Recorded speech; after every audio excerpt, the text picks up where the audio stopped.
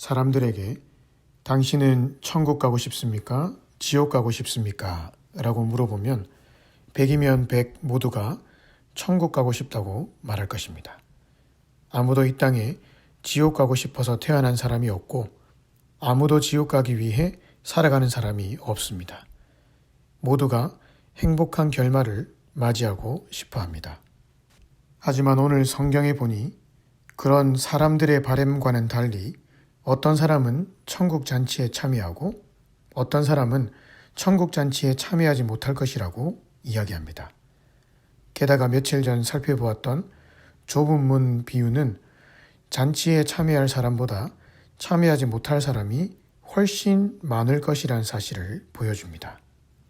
모두가 행복을 위해 똑같은 방향으로 걸어가는 것 같지만 결국 영생과 멸망이라는 두 갈래의 길로 갈라질 것을 말하고 있습니다. 저는 이 본문을 묵상하면서 슬픈 마음이 들었습니다. 이 시대에 많은 사람들이 각자의 삶에서 정말 열심히 살아가고 있는데 어떤 사람은 그 열심히 살아간 인생의 끝에서 영원한 죽음을 맛보아야 한다고 생각하니 말입니다. 그 중에는 내 사랑하는 이웃이 있을 수도 있고 나와 관계 맺고 살아가는 사람이 있을 수도 있는 것이죠. 그렇게 생각하니 이 아침에 마음이 너무나 아픕니다. 그래서 저는 적어도 이 글을 보고 이 큐티를 듣는 자들 중에는 결코 이런 일이 없어야겠다는 마음으로 이 글을 적고 있습니다. 그럼 누가 완성될 하나님 나라에 참여할 수 있습니까? 그 기준이 무엇인가요?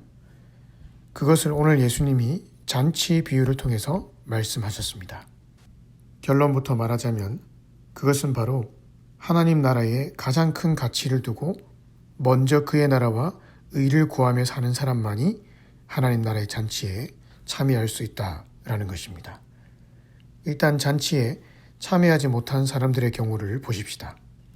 이들은 잔치에 제일 먼저 초청을 받았던 사람들입니다. 잔치가 언제 열리는지, 얼마나 풍성한지, 초대한 주인이 누구인지 지식적으로 아주 잘 아는 사람들이었습니다. 하지만 지식적으로 아는 것과 실제 행동은 전혀 달랐습니다. 머리로는 잔치가 중요한지 알았지만 실제 삶에서는 밭이 더 중요했습니다.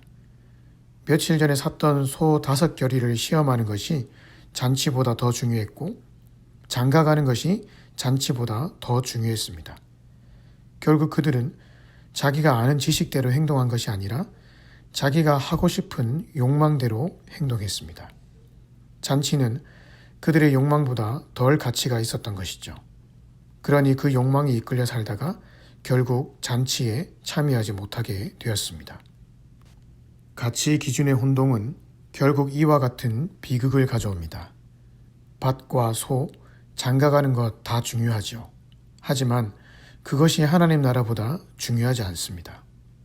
돈, 집, 차와 명예, 운동, 직장, 이 모든 것들이 우리가 살아가는 삶에 있어서 다 중요한 것들이죠.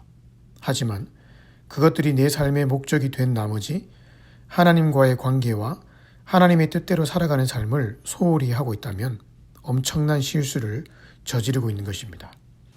왜냐하면 그 길의 끝은 자칫 잔치에 참여하지 못한 사람들과 같은 결말일 가능성이 크기 때문입니다. 며칠 전 부산에서 사역하시는 어떤 한 목사님이 큰 돈을 벌었다는 이야기를 들었습니다. 약 3천만 원, 미국 돈으로 3만 불 정도 되는 돈을 번 것이죠. 그런데 그 이유를 들어보니 전라남도 어떤 지역에서 셋째 아이를 출산하면 3천만 원을 주는 프로그램이 있었는데 그 프로그램 덕분에 받았다는 것입니다. 그런데 그분은 현재 부산에 거주하고 있습니다. 그럼 어떻게 부산에 거주하는 분이 전라남도로부터 3천만 원을 받을 수 있었을까요? 예, 거짓말을 한 것입니다. 셋째를 낳기 전에 미리 수를 써서 주소를 전라남도 쪽으로 이전시켜 놓았고 거기 사는 주민인 척 하면서 나라의 혈세를 받아 챙긴 것입니다. 그런데 그런 일을 한 이후에 자랑 삼아 동료 교육자들에게 이야기를 늘어놓았고 그 이야기를 들은 한 분이 저에게 그 소식을 전해주었습니다. 이 일을 어떻게 생각하십니까? 와, 지혜롭다 라고 생각되십니까? 그것은 하나님 나라 안에 있는 사람이라면 결코 해서는 안 될 행동입니다. 거짓된 행동 하나로 수천만 원을 벌 수 있는 상황과 하나님이 기뻐하시는 뜻 사이에 가치 판단을 잘못한 것이죠. 본문에 나타난 자신의 욕망에 더 큰 가치를 두고 하나님 나라를 포기한 사람과 별반 다를 바 없는 행동입니다. 제자라면 그런 실수를 할 때 손을 잘라버리고 싶을 정도로, 눈을 빼버리고 싶을 정도로 아파하며 돌이켜야 합니다. 그리고 다시 하나님과 정상적인 관계를 맺기 위해 피나는 몸부림을 쳐야 하는 것이죠. 그런데 그 죄가 하나의 자랑거리가 되고 전혀 마음에 거리낌이 없는 상태라면 이미 하나님 나라의 가치관이 심각하게 병들어 있는 상태입니다. 오늘 우리 안에 이런 모습은 있지 않은지 돌아보십시다. 하나님과의 관계는 그 어떤 것과도 비교할 수 없는 오늘 내 삶에서 가장 최우선 순위를 두고 지켜야 될 부분입니다. 그것을 위해 돈을 사용하고 그것을 위해 집과 차를 사용하는 것입니다.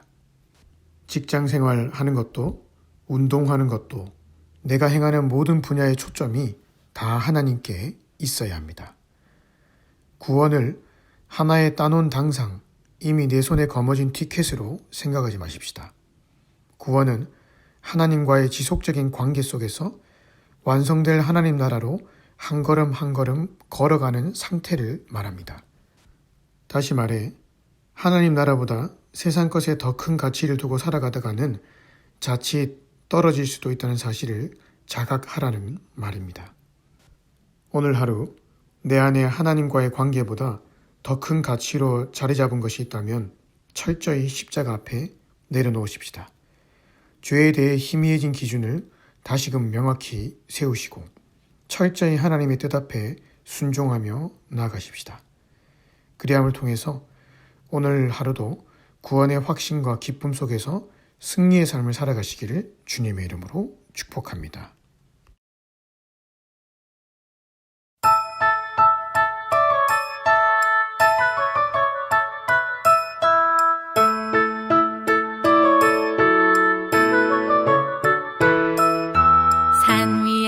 세상 모르고 배만 만드는 노아, 당신 참 바보 같군요. 당신 정말 바보 같군요.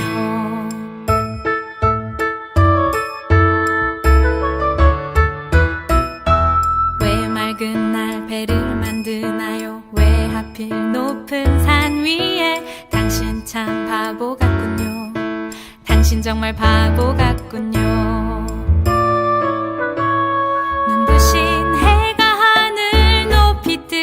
비의 약속 잊을 만한데 날마다 듣는 조롱에 그 외로운 길 포기할 만한데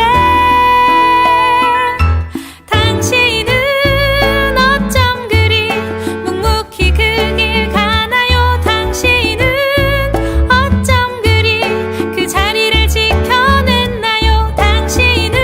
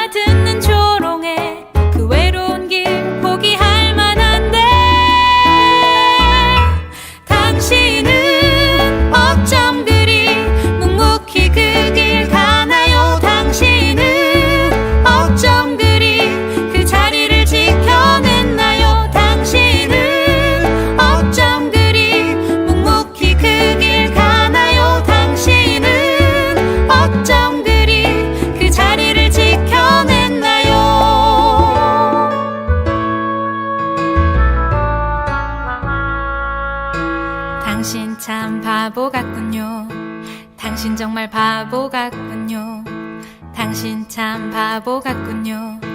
나도 바보처럼 살래요.